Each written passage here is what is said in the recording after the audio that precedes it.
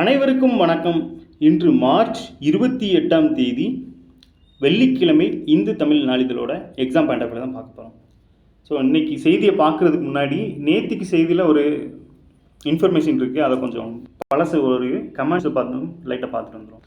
என்னன்னா கேள்வி என்ன கேட்டிருந்தேன் அப்படின்னா, இந்த சிட்கோவோட இயர் ஒன்று கேட்டிருந்தேன். ஸோ சிட்கோவோட இயருக்காக அவங்க வந்து ஜாகிரஃபி 10th ஜாகிரஃபியில் பார்த்தீங்கன்னா இந்த நிறுவனங்கள் சம்மந்தமாக ஒரு பாடம் இருக்கும். அதில் இந்த நிறுவனங்கள் பற்றி அதோட பணி என்ன, அதோட அப்ரிவேஷன் என்ன, இந்த மாதிரி கொடுத்துருப்பாங்க. ஸோ அந்த வகையில் 26ஆம் தேதி நியூஸில் அந்த சிட்கோ பற்றி ஒரு நியூஸ் இருந்துச்சு. ஸோ அது சம்மந்தமாக இயர் கேட்டிருந்தேன். அவங்க எல்லாத்துக்குமே இயர் போட்டிருக்காங்க. ஸோ அந்த வகையில் பார்த்தோம் அப்படின்னா THAHTCO அப்படிங்கிறது 1974, எல்காட் 1956, சிப்காட் வந்து 1971, டிட்கோ வந்து 1965 மற்றும் சிட்கோ வந்து 1970 அப்படிங்கிறது.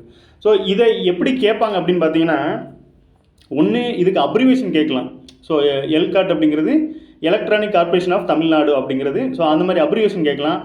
இல்லை அப்படின்னா இப்படியே பொறுத்துக்க வச்சு ஆப்போசிட்டில் இயர் கேட்பாங்க. 4 இதாக இருக்கும். ஸோ அந்த மாதிரி கேட்கலாம்.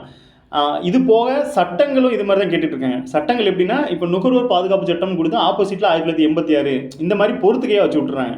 ஸோ இது ஈஸியாக இருக்கிறதுனால இந்த மாதிரி ட்ரெண்டில் இந்த மாதிரி கொஸ்டின்ஸ் இருக்கிறதுனால ஸோ அவங்க கொடுத்துருக்கிறது அப்படியே நம்மளுக்கு யூஸ்ஃபுல்லாக தான் இருக்கும். இது போக நீங்கள் என்ன பண்ணணும் அப்படின்னா, இந்த நிறுவனங்களுக்கெல்லாம் கொஞ்சம் அப்ரிவேஷன் மட்டும் பார்த்துருங்க, யூஸ்ஃபுல்லாக இருக்கும். ஸோ அந்த வகையில் ஜாகிரஃபியோ இல்லை தமிழ்நாடு சார்ந்த நிர்வாகம் சார்ந்த கேள்விகளில் இந்த நிறுவனங்களும் இடம்பெறும் அப்படிங்கிறது தான் உண்மை. ஸோ கமெண்ட் போட்ட அவங்களுக்கு நன்றி. அடுத்து இன்னைக்குள்ள நியூஸை பார்த்துடலாம். அடுத்து பாருங்க, தலைப்பு செய்தி இன்னைக்கு என்ன கொடுத்துருக்காங்க அப்படின்னா, மத்திய அரசின் இந்த வகுப்பு வாரிய சட்டத்திருத்த மசோதாவை எதிர்த்து முதல்வர் கொண்டு வந்தார்.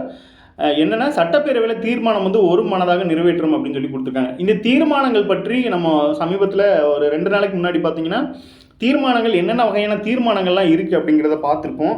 ஸோ அந்த வகையில் இன்றைக்கி என்ன கொடுத்துருக்காங்க அப்படின்னா, இந்த சட்டப்பேரவையில் வந்து அந்த மசோதாவை எதிர்த்து தீர்மானம் கொண்டு வந்திருக்காங்க. அப்போ எதிர்த்துங்கும் போது கண்டன தீர்மானம் இல்லை கவன ஈர்ப்பு தீர்மானம் அந்த மாதிரி கூட இருக்கலாம். ஸோ இதுக்கு வந்து எதிர்க்கட்சி தரப்புலையும் ஆதரவு தெரிவிச்சிருக்காங்க அப்படிங்கிறத தலைப்பு செய்தியாக கொடுத்துருக்காங்க. இது பேர் பாருங்கள், தனி தீர்மானம், அரசின் தனி தீர்மானம் அப்படின்னு சொல்லி உள்ளடக்கத்தில் கொடுத்துருக்காங்க. தனி தீர்மானம் கொடுத்துருக்காங்களா? ஸோ இந்த தீர்மான வகையில் இது வந்து கேள்வியாக ரிஃப்ளெக்ட் ஆகுமா அப்படிங்கிறது தெரியல. பட் கான்செப்டெல்லாம் தெரிஞ்சு வச்சுக்கோங்க. சில கூற்று காரணங்களில் இந்த மாதிரிலாம் கேட்டாங்க அப்படின்னா அது தெரிஞ்சு வச்சுக்கோங்க. ஸோ ரொம்பவே நல்லது. அடுத்ததாக பார்த்தீங்கன்னா,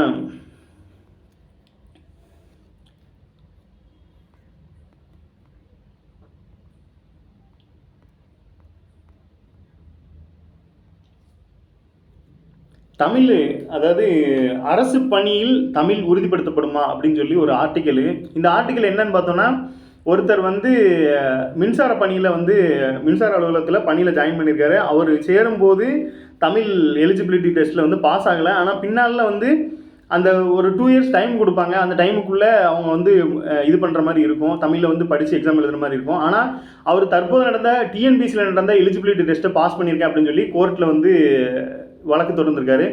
இந்த வகையில் கோர்ட்டு ஒரு டைரக்ஷன் கொடுத்துருக்காங்க. என்ன அப்படின்னு பாருங்கள், தமிழ் தெரியாத ஒருவரால் எப்படி தமிழகத்தில் அரசு பணி செய்ய முடியும், மாநில அரசின் அலுவலக மொழி தெரியாமல் ஏன் அரசு வேலைக்கு வருகிறீர்கள் அப்படிங்கிற மாதிரி கோர்ட் வந்து கேட்டிருக்காங்க. ஸோ அடுத்து பார்த்திங்கன்னா, எந்த மாநிலத்தில் பறிபுழுந்தாலும் அதன் அலுவல் மொழி தெரிந்திருக்க வேண்டும் அப்படிங்கிறது இதாகவே இருக்குது, சட்டமாகவே இருக்குது. அப்படிங்கிறதுனால தமிழகத்தில் தமிழ் தேர்ச்சி இல்லாமல் அரசு பணி நியமிக்கப்படுவது ஒரு பிரச்சனையாக தொடர்ந்து இருக்கிறது. தமிழில் போதிய அறிவு இல்லையெனில் அரசு பணியை இழக்க நேரிடுமா என அரசு பரிசீலிக்க வேண்டும் அப்படிங்கிற மாதிரி கோர்ட்டு ஒரு கருத்து சொல்லியிருக்காங்க. மக்களுடனான தகவல் தொடர்பிலும் சேவையிலும் நிச்சயமாக பாதிப்பை ஏற்படுத்தும். ஒருத்தர் வந்து தமிழ் தெரியாமல் அந்த வேலையில் ஜாயின் பண்ணுறாரு அப்படின்னா இந்த மக்கள் சார்ந்த பணிகளில் வந்து மக்கள் தகவல் தொடர்பிலையும் சேவையிலும் வந்து பாதிப்பு ஏற்படும் அப்படின்னு சொல்லிட்டு இருக்காங்க. அடுத்து, தமிழ் பயின்றவர்கள் தங்கள் வாய்ப்பை இழக்க நேரிடும். ஸோ இந்த மாதிரி வந்து தமிழ் தெரியாதவங்க உள்ள வரும்போது தமிழ் படித்தவங்களோட வாய்ப்பு இழக்கப்படும் அப்படிங்கிற மாதிரி. ஸோ பிழையற்ற மொழி பயன்பாட்டை நடைமுறைப்படுத்துவது அப்படிங்கிற மாதிரியும். இது பிழையற்ற மொழி பயன்பாட்டை நடைமுறைப்படுத்துங்கிறது, ஒருத்தர் வந்து தமிழ் தெரியாமல் அந்த போஸ்டிங்கில் இருக்கார் அப்படின்னா ஒரு விளம்பர பதாகை வைக்கணும் அப்படிங்கும்போது அவருக்கு தமிழ் தெரியல அப்படின்னா அந்த விளம்பர பதாகைகள் தவறாக கூட போய் முடியறதுக்கு வாய்ப்பு இருக்குது. ஸோ இது மாதிரி நிர்வாகத்துக்கும் அரசுக்குமே அவப்பேர் ஏற்படுறதுனால இது மாதிரி கருத்துக்களை வந்து நீதிமன்றம் ஒரு விஷயத்தை சொல்லியிருக்காங்க. ஸோ இது நம்மளுக்கும் சேர்த்து தான் அப்படிங்கிற மாதிரி, அதாவது தமிழ் படித்தவங்களுக்கான வாய்ப்புகள் கிடைக்கணும் அப்படிங்கிறதுக்காக கோர்ட்டு கொடுத்த டைரக்ஷன் தான். ஸோ இதுக்கு எக்ஸாம் பாயிண்ட் ஆஃப் வியூவில் இல்லாட்டியும் கூட ஜென்ரலாக இந்த மாதிரிலாம் இருக்குது அப்படிங்கிறத நீங்கள் தெரிஞ்சுக்கோங்க. ஸோ உங்களுக்கு இந்த மெசேஜை கன்வே பண்ணணும்னு நினச்சேன், கன்வே பண்ணிட்டேன். அடுத்ததாக எண் எழுத்து அப்படிங்கிற பார்ட் இருக்குது.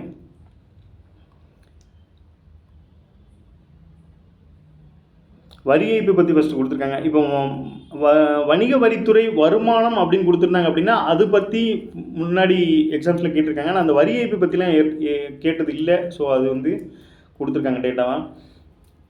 அடுத்து வந்து 4500 அரசு பள்ளிகளில் பார்த்தீங்கன்னா இந்த 100 நாள் புத்தக வாசிப்பு அப்படின்னு ஒரு சவால் ஏற்றிருக்காங்க. இப்போ இது வந்து ஒரு திட்டமாக கொண்டு வரல, பட் சவாலாக ஏற்றிருக்காங்க. அடுத்து என்ன சொல்லியிருக்காங்கன்னா, இந்த 100 நாள் பயிற்சிக்கு பிறகு மாணவர்களோட எழுத்து வாசிப்பு திறன்கள் சோதனை செய்யப்படும் அப்படிங்கிறது. என்னை பொறுத்தளவில் என்னோடய சொந்த கருத்தை நான் என்ன சொல்ல வரேன் அப்படின்னா, இந்த புத்தகம் வாசிப்பு அப்படிங்கிறத விட இந்த நாளிதழ் வாசிப்புங்கிறது கொஞ்சம் எளிமையாக இருக்கும். என்ன அப்படின்னு பார்த்தோன்னா, புத்தகங்கள் வந்து நேரடியாக எழுத்துக்களாக இருக்கும், வார்த்தைகளாக இருக்கும். ஸோ அவங்களுக்கு வந்து எப்படின்னா ஃபஸ்ட்டு சில இப்போ நம்ம ஸ்கூல் புக்லேயே பார்த்தீங்கன்னா இந்த இமேஜஸ்லாம் கொடுத்துருப்பாங்க. ஃபஸ்ட்டு இன்டெக்ஸ் பேஜில் பார்த்தீங்க அப்படின்னா இந்த இமேஜஸ்கள் படங்கள் எதுக்கு கொடுத்துருக்காங்க அப்படின்னா மாணவர்கள் எளிமையாக புரிந்து கொள்வதற்காக படங்கள் கொடுக்கப்பட்டிருக்குது அப்படிங்கிற லெட்டர் கொடுத்துருப்பாங்க. நீங்கள் நோட் பண்ணிங்கன்னா தெரியும்.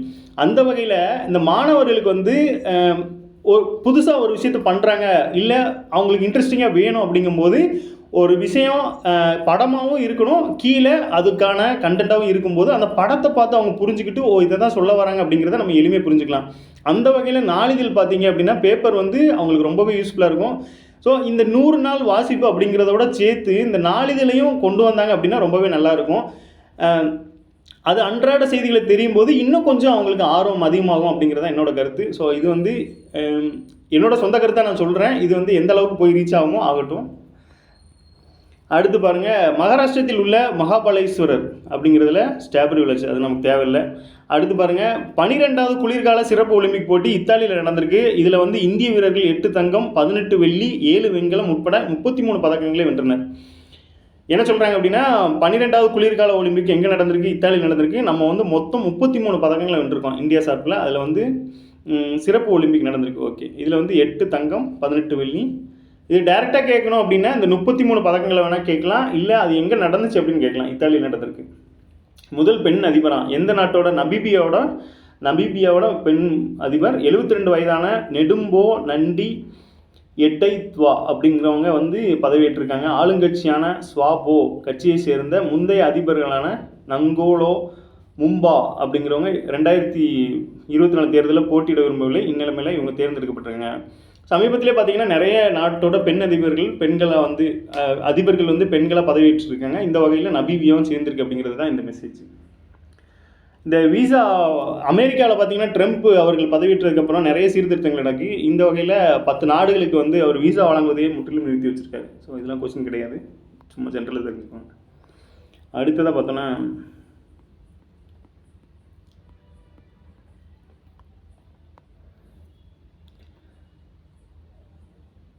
அமைவிடம். இந்த அமைவிடத்தை பார்க்குறதுக்கு முன்னாடி ஒரு கொஸ்டினை பார்த்துட்டு வந்துடுவோம். சிக்கிம் மாநிலத்தை பற்றி கொடுத்துருக்காங்களா? நமக்கு ஓல்டு கொஸ்டின்ஸில் எப்படி கேட்டிருக்காங்க அப்படின்னு பார்த்துருவோம்.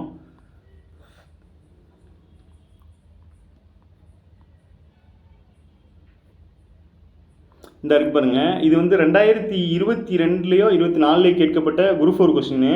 இந்த கொஸ்டினை பாருங்கள், அக்ஷயா சின் டேஷ் மற்றும் சீனாவிற்கு இடையே சர்ச்சைக்குரிய பகுதியாக உள்ளதுன்னு கேட்டிருக்காங்க.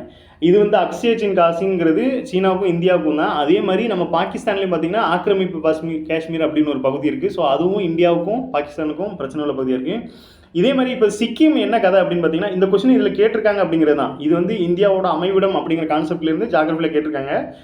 இதே மாதிரி தான் நமக்கு இந்த சிக்கிம் அப்படிங்கிறதுமே அது வந்து ஒரு தனி நாடாக தான் இருந்திருக்கும், ஒரு மன்னர் ஆட்சிக்கு கீழே இருந்திருக்கும். அதை நம்ம பின்னால தான் நம்ம இணைச்சிருப்போம். இந்த வகையில் பாருங்கள், அதோட அமைவிடம் எப்படி இருக்குது அப்படின்னா சிக்கிம் மாநிலம் மேற்கில் நேபாள எல்லையையும் வடக்கில் சீன எல்லையையும் கிழக்கில் பூட்டான் எல்லையும் கொண்டுள்ளது. இந்தியாவிலேயே மிக குறைந்த மக்கள் தொகை கொண்ட மாநிலம், மிக குறைந்த பரப்பளவு கொண்ட 2வது மாநிலம், மிக குறைந்த மக்கள் அடர்த்தி கொண்ட மாநிலம், இந்தியாவுக்கும் சீனாவுக்கும் இடையே திறந்தவெளி நில எல்லைகளை கொண்ட ஒரு மாநிலம் சிக்கிம் ஆகும்.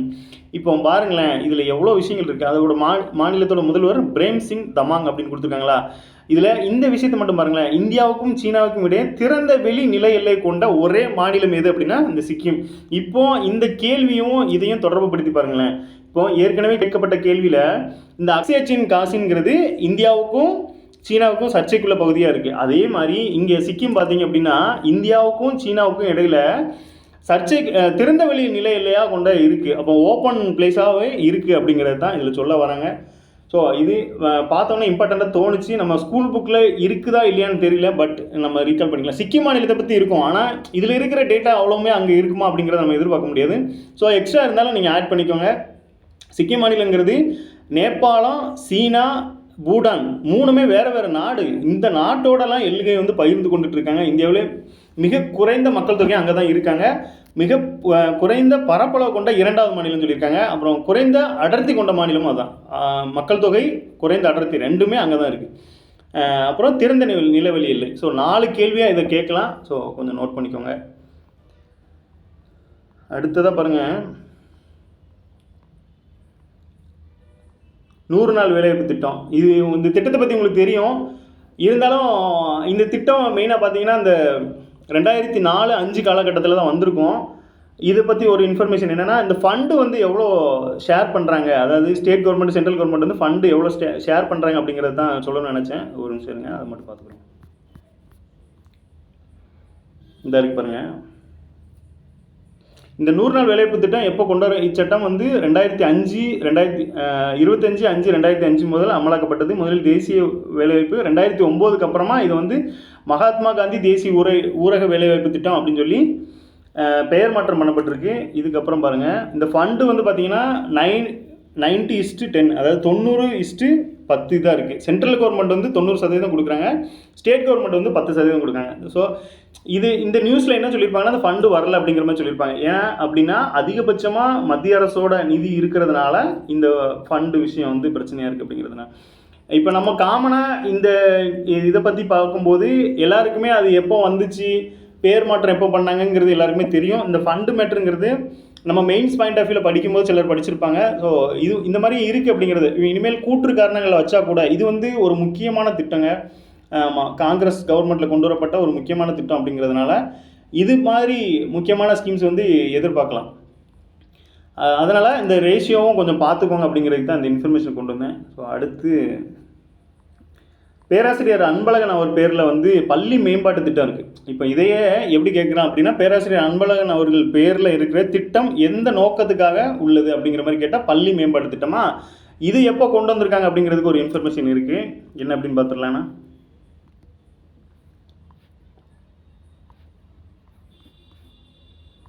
இந்த இருக்குது பாருங்கள், school infrastructure development. The honourable chief minister of Tamil Nadu has launched பேராசிரியர் Anbazhagan school development schemes improved ஃபெசிலிட்டின்னு கொடுத்துட்டாங்களா. இது வந்து ஃபஸ்ட்டு எப்படின்னா, இந்த பாருங்கள், ஃபஸ்ட்டு இயர், அதாவது ஃபினான்ஷியல் இயர்னு சொல்லலாம், இல்லை அகாடமிக் இயர்னு சொல்லலாம். ஏன்னா இது ரெண்டுமே சார்ந்தது. இப்போ பட்ஜெட்டில் கொண்டு வந்தாங்க அப்படின்னா அது ஃபினான்ஷியல் இயராக சொல்லிக்கலாம். இது கல்வி சார்ந்து இருக்கிறதுனால அந்த அகாடமிக் இயர் அப்படிங்கிற மாதிரி.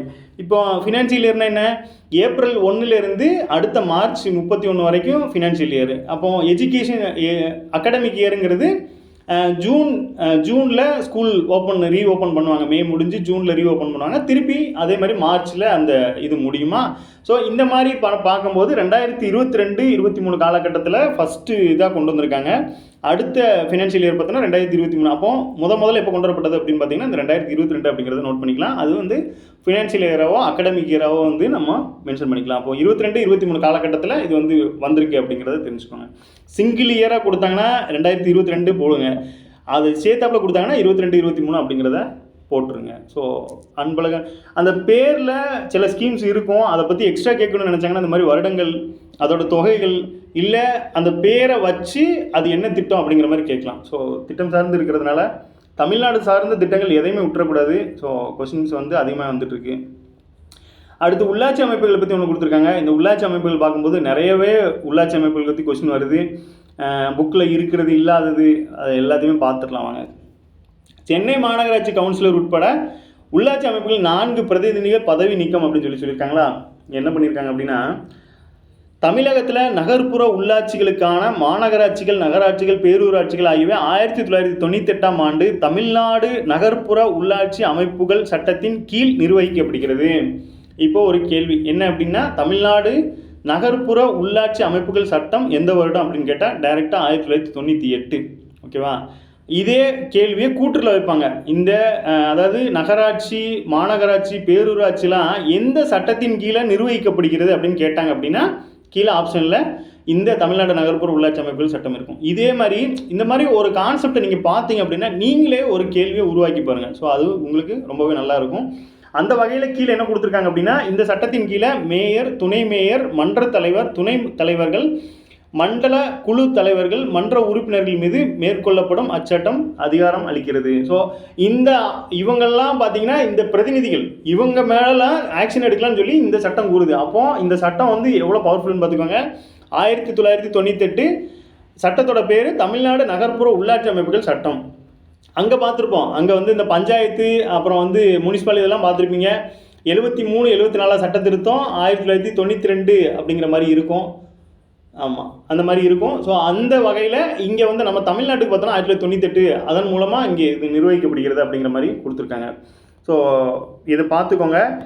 இது சம்மந்தமாக மற்ற டேட்டாலாம் பார்த்தோன்னா அந்த வார்டு அவங்களோட பேரெல்லாம் கொடுத்துருக்காங்க. நம்ம எக்ஸாம்ஸில் எப்படி வந்து உள்ளாட்சியை பற்றி கேட்டிருக்காங்க, எப்படி ஃபோக்கஸ் பண்ணியிருக்காங்க. ஏன்னா உள்ளாட்சிங்கிறது ரொம்ப முக்கியமான அமைப்பு. காந்தி என்ன சொல்லியிருப்பாருன்னா, இந்தியாவோட இது வந்து கிராமங்களில் இருந்து தான் தோன்றுகிறது அப்படிங்கிற மாதிரி சொல்லியிருப்பாரு. இங்கே பாருங்கள், இது வந்து 2022 கேட்கப்பட்ட கேள்வி. டேஸில் ஒன்று கேட்டிருப்பாங்க. அதுவும் இந்த ஊராட்சி சார்ந்தது. தேசிய ஊராட்சி நாளாக எந்த டே வந்து இது பண்ணப்படுது அப்படின்னு சொல்லி கேட்டிருக்காங்க. தேசிய ஊராட்சி நாள் எதுனா April 24. ஸோ அந்த டேவை கேட்டிருக்காங்க. நேஷ்னல் பஞ்சாயத்து ராஜ் டே அப்படிங்கிறதா. ஸோ ஊராட்சி ஃபோக்கஸ் பண்ணியிருக்காங்க.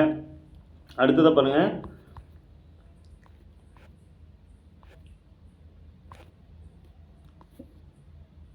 இது வந்து 2024 கேட்கப்பட்டது. அரசமைப்பு சட்டத்தின்படி 3 அடுக்கு பஞ்சாயத்துக்களை கொண்ட அமைப்புங்கிறப்போ கிராம பஞ்சாயத்து, இடைநிலை பஞ்சாயத்து, மாவட்ட பஞ்சாயத்து. ஸோ பஞ்சாயத்தை ஃபோக்கஸ் பண்ணியிருக்காங்களா. எல்லா எக்ஸாம்ஸ்லையுமே பார்த்தீங்கன்னா அந்த பஞ்சாயத்து சம்மந்தமாக கொஸ்டின் இருக்கும். ஸோ அந்த வகையில் இந்த மாதிரி இது பார்த்துட்டோம். நகராட்சியின் முதன்மை நிர்வாக அலுவலர். நகராட்சி இப்போ வந்து மாநகராட்சி, நகராட்சி, உள்ளாட்சி இந்த மாதிரி பார்த்தோமா, நகராட்சியோட முதன்மை அலுவலர் யாருன்னு இதுவும் 2024 குரூப் 4 கேட்ட கேள்விங்க. ஸோ உள்ளாட்சி சார்ந்து இந்த மாதிரிலாம் கேள்வி கேட்டிருக்கிறதுனால இப்போ இந்த மாதிரி விஷயங்கள்லாம் நீங்கள் புக்கில் இருந்து தான் படிக்கணும் அவசியம் இல்லை. இந்த மாதிரி பேப்பர் பார்க்கும்போதும் நீங்கள் இந்த மாதிரி டேட்டாவை எடுத்துடலாம் அப்படிங்கிறது தான் என்னோட கருத்து. ஸோ இந்த மாதிரியும் படிச்சுக்கோங்க அப்படிங்கிறது தான் இந்த கேள்வி காட்ட வருது. அடுத்ததான் ஸோ இதுதான் உள்ளாட்சி சம்மந்தமாக உள்ளது. இன்னும் வரும் நாட்கள்லேயும் உள்ளாட்சி சம்மந்தமாக நிறைய பார்க்கலாம். எலெக்ஷன் நடக்கும்போது அது சம்மந்தமாக நிறைய இதெல்லாம் வரும்.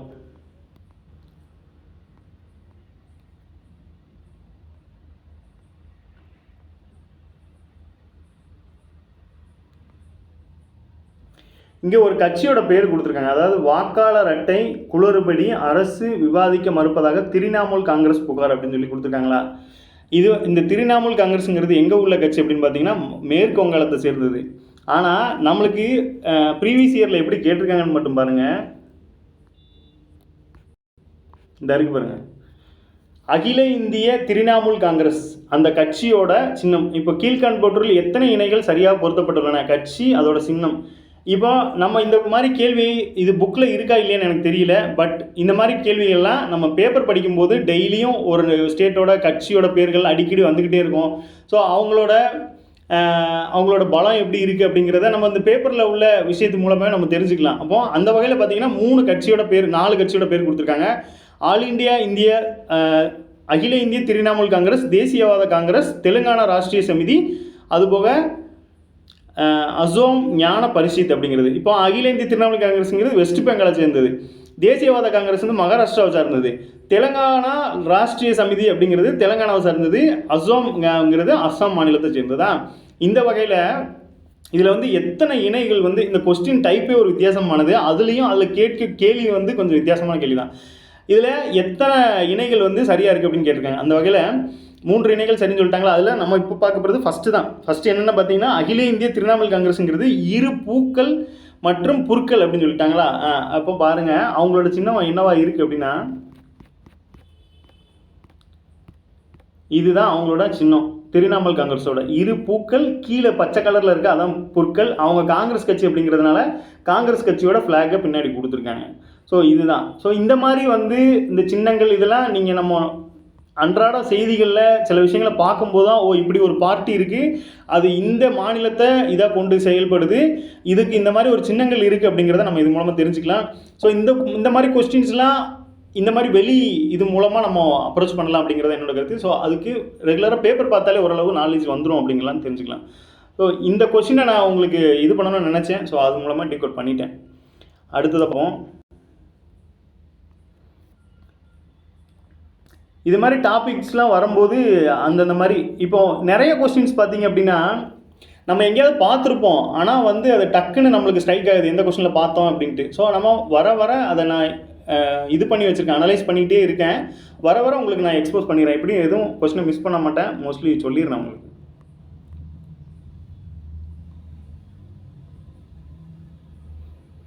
இங்கே ஒரு முக்கியமான கேள்வி என்ன அப்படின்னு பார்த்தீங்கன்னா, பிரதமர் நரேந்திர மோடியின் அழைப்பை ஏற்று விரைவில் இந்தியா வருகிற ரஷ்ய அதிபர் புதின். ஸோ இது வெளியுறவு சார்ந்து இருக்கிறதுனால இது மாதிரிலாம் கேட்பாங்களா அப்படின்னு ஒரு விஷயம் பார்த்தீங்க அப்படின்னா, இங்கே ஒரு விஷயம் முதல்ல அதுக்கு முன்னாடி நம்ம ஓல்டு கொஸ்டினை பார்த்துட்டு வந்துடுவோம்.